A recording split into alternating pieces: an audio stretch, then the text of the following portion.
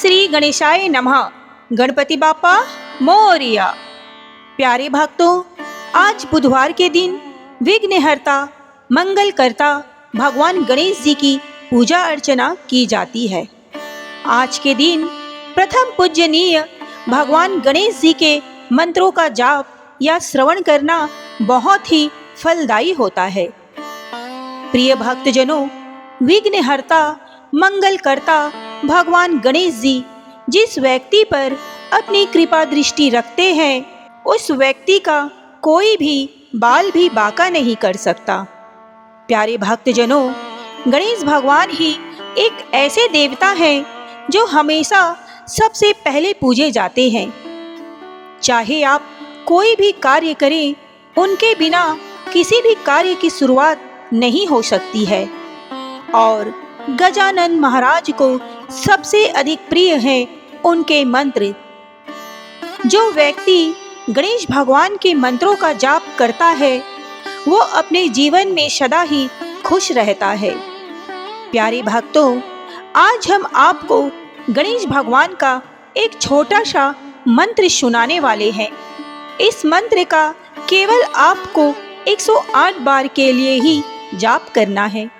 और यदि आप इस मंत्र का जाप 108 बार के लिए नहीं कर सकते हैं, तो प्रिय भक्तों, इस मंत्र का जाप आप केवल 21 बार करें तो भी आपको इसका पूर्ण फल प्राप्त होगा। यदि आप किसी कारण से इस मंत्र को जाप नहीं कर सकते हैं, तो आप इसे अपने मोबाइल पर भी सुन सकते हैं। आप इसे अपने घर, ऑफिस या दुकान इत्यादि कहीं भी चलाकर सुन सकते हैं। तो चलिए इस प्रभावशाली, इस पावरफुल मंत्र की शुरुआत करते हैं। लेकिन उससे पहले भक्तों, एक छोटा सा निवेदन है कि अगर आपको हमारी वीडियो पसंद आती है तो प्लीज़ दिल से एक लाइक अवश्य कीजिए। और आगे भी ऐसी ही वीडियो देखने के लिए हमारे चैनल सनातन ज्ञान को जरूर सब्सक्राइब कर लें। और कमेंट बॉक्स में ओम गणेशाय लिखना बिल्कुल ना भूलें। तो चलिए प्रिय भक्तों, आज के इस पावरफुल मंत्र की शुरुआत करते हैं। एक बार प्रेम से बोलिए, जय श्री गणेश। एकदंताय विद्महे वक्रतुंडाय धीमहि तन्नो दन्ति प्रचोदयात्। एकदंताय विद्महे वक्रतुंडाय धीमहि तन्नो दन्ति प्रचोदयात्। एकदंताय विद्महे वक्रतुंडाय धीमहि तन्नो दन्ति प्रचोदयात्। एकदंताय विद्महे वक्रतुंडाय धीमहि तन्नो दन्ति प्रचोदयात्। एकदंताय विद्महे वक्रतुंडाय धीमहि तन्नो दन्ति प्रचोदयात्। एकदंताय विद्महे वक्रतुंडाय धीमहि तन्नो दन्ति प्रचोदयात्। एकदंताय विद्महे वक्रतुंडाय धीमहि तन्नो दन्ति प्रचोदयात्। एकदंताय विद्महे वक्रतुंडाय धीमहि तन्नो दन्ति प्रचोदयात्। एकदंताय विद्महे वक्रतुंडाय धीमहि तन्नो दन्ति प्रचोदयात्।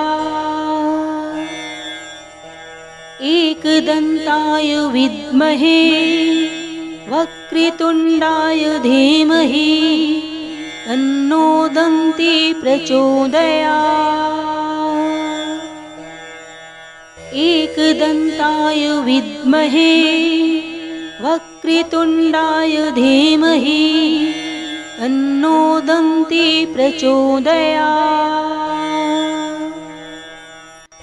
एकदन्ताय विद्महे वक्रतुण्डाय धीमहि तन्नो दन्ती प्रचोदयात्। एकदन्ताय विद्महे वक्रतुण्डाय धीमहि तन्नो दन्ती प्रचोदयात्। एकदन्ताय विद्महे वक्रतुण्डाय धीमहि तन्नो दन्ती प्रचोदयात्। एकदन्ताय विद्महे वक्रतुण्डाय धीमहि तन्नो दन्ती प्रचोदयात्। एकदन्ताय विद्महे वक्रतुण्डाय धीमहि तन्नो दन्ती प्रचोदयात्। एकदन्ताय विद्महे वक्रतुण्डाय धीमहि तन्नो दन्ती प्रचोदयात्। एकदन्ताय विद्महे वक्रतुण्डाय धीमहि तन्नो दन्ती प्रचोदयात्। एकदन्ताय विद्महे वक्रतुण्डाय धीमहि तन्नो दन्ती प्रचोदयात्। एकदन्ताय विद्महे वक्रतुण्डाय धीमहि तन्नो दन्ती प्रचोदयात्। एकदन्ताय विद्महे वक्रतुण्डाय धीमहि तन्नो दन्ती प्रचोदयात्। एकदन्ताय विद्महे वक्रतुण्डाय धीमहि तन्नो दन्ती प्रचोदयात्। एकदन्ताय विद्महे वक्रतुण्डाय धीमहि तन्नो दन्ती प्रचोदयात्। एकदन्ताय विद्महे वक्रतुण्डाय धीमहि तन्नो दन्ती प्रचोदयात्। एकदन्ताय विद्महे वक्रतुण्डाय धीमहि तन्नो दन्ती प्रचोदयात्। एकदन्ताय विद्महे वक्रतुण्डाय धीमहि तन्नो दन्ती प्रचोदयात्। एकदन्ताय विद्महे वक्रतुण्डाय धीमहि तन्नो दन्ती प्रचोदयात्। एकदन्ताय विद्महे वक्रतुण्डाय धीमहि तन्नो दन्ती प्रचोदयात्। एकदन्ताय विद्महे वक्रतुण्डाय धीमहि तन्नो दन्ती प्रचोदयात्। एकदन्ताय विद्महे वक्रतुण्डाय धीमहि तन्नो दन्ती प्रचोदयात्। एकदन्ताय विद्महे वक्रतुण्डाय धीमहि तन्नो दन्ती प्रचोदयात्। एकदन्ताय विद्महे वक्रतुण्डाय धीमहि तन्नो दन्ती प्रचोदयात्। एकदन्ताय विद्महे वक्रतुण्डाय धीमहि तन्नो दन्ती प्रचोदयात्। एकदन्ताय विद्महे वक्रतुण्डाय धीमहि तन्नो दन्ती प्रचोदयात्। एकदन्ताय विद्महे वक्रतुण्डाय धीमहि तन्नो दन्ती प्रचोदयात्। एकदन्ताय विद्महे वक्रतुण्डाय धीमहि तन्नो दन्ती प्रचोदयात्। एकदन्ताय विद्महे वक्रतुण्डाय धीमहि तन्नो दन्ती प्रचोदयात्। एकदन्ताय विद्महे वक्रतुण्डाय धीमहि तन्नो दन्ती प्रचोदयात्। एकदन्ताय विद्महे वक्रतुण्डाय धीमहि तन्नो दन्ती प्रचोदयात्। एकदन्ताय विद्महे वक्रतुण्डाय धीमहि तन्नो दन्ती प्रचोदयात्। एकदन्ताय विद्महे वक्रतुण्डाय धीमहि तन्नो दन्ती प्रचोदयात्।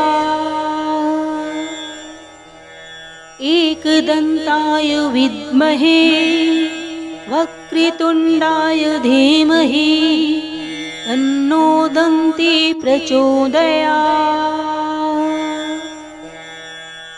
एकदन्ताय विद्महे वक्रतुण्डाय धीमहि तन्नो दन्ती प्रचोदयात्।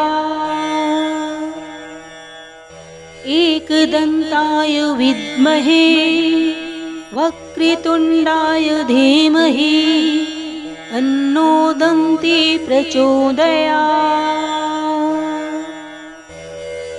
एकदन्ताय विद्महे वक्रतुण्डाय धीमहि तन्नो दन्ती प्रचोदयात्। एकदन्ताय विद्महे वक्रतुण्डाय धीमहि तन्नो दन्ती प्रचोदयात्।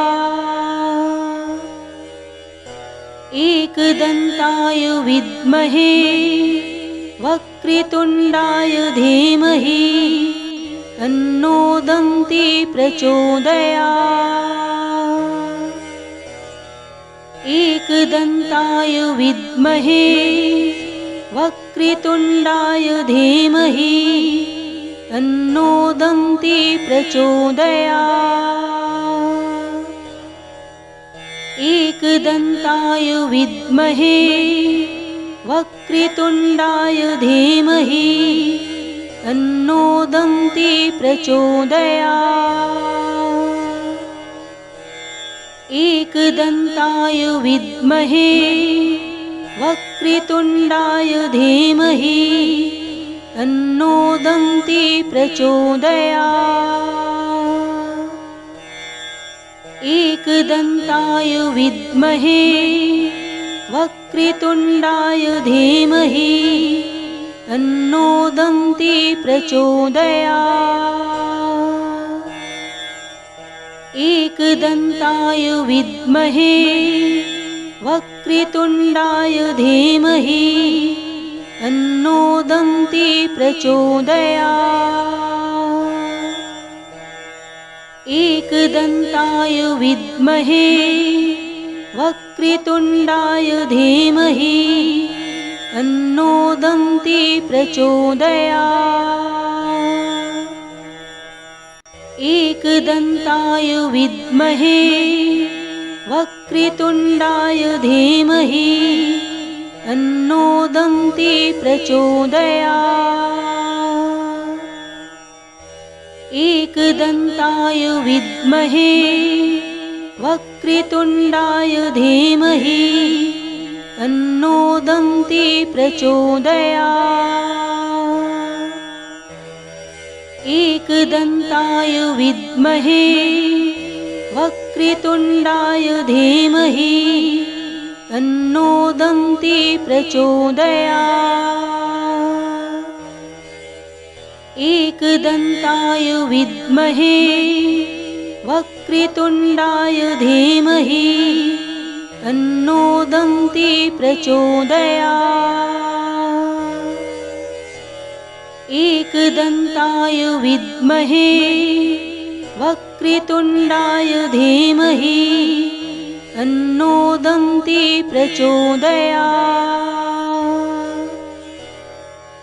एकदन्ताय विद्महे वक्रतुण्डाय धीमहि तन्नो दन्ती प्रचोदयात्। एकदन्ताय विद्महे वक्रतुण्डाय धीमहि तन्नो दन्ती प्रचोदयात्। एकदन्ताय विद्महे वक्रतुण्डाय धीमहि तन्नो दन्ती प्रचोदयात्। एकदन्ताय विद्महे वक्रतुण्डाय धीमहि तन्नो दन्ती प्रचोदयात्। एकदन्ताय विद्महे वक्रतुण्डाय धीमहि तन्नो दन्ती प्रचोदयात्। एकदन्ताय विद्महे वक्रतुण्डाय धीमहि तन्नो दन्ती प्रचोदयात्। एकदन्ताय विद्महे वक्रतुण्डाय धीमहि तन्नो दन्ती प्रचोदयात्।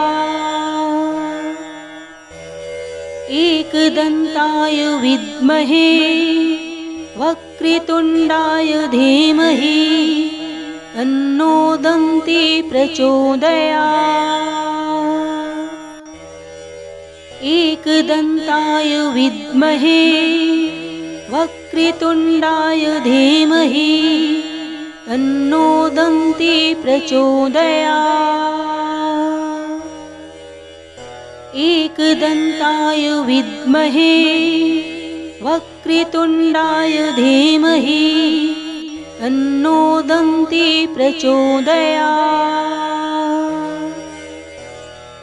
एकदन्ताय विद्महे वक्रतुण्डाय धीमहि तन्नो दन्ती प्रचोदयात्। एकदन्ताय विद्महे वक्रतुण्डाय धीमहि तन्नो दन्ती प्रचोदयात्। एकदन्ताय विद्महे वक्रतुण्डाय धीमहि तन्नो दन्ती प्रचोदयात्। एकदन्ताय विद्महे वक्रतुण्डाय धीमहि तन्नो दन्ती प्रचोदयात्। एकदन्ताय विद्महे वक्रतुण्डाय धीमहि तन्नो दन्ती प्रचोदयात्।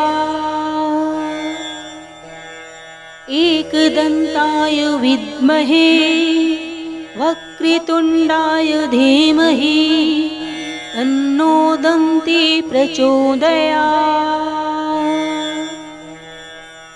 एकदन्ताय विद्महे वक्रतुण्डाय धीमहि तन्नो दन्ती प्रचोदयात्। एकदन्ताय विद्महे वक्रतुण्डाय धीमहि तन्नो दन्ती प्रचोदयात्।